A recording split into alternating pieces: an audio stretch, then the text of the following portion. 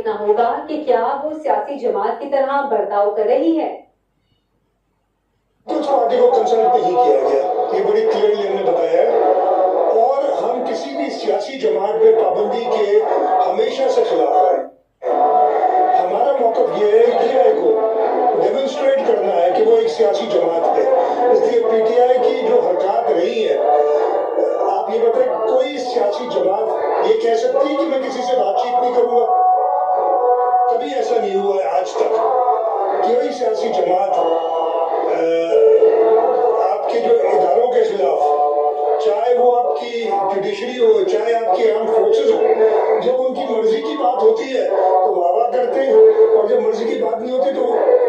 معذرت کی طرح ایسی جگہ پہ کھڑا ہو غلیظ زبان استعمال کرتے ہیں۔ PTI چاہتی ہے کہ اس کو ایک سیاسی جماعت سمجھا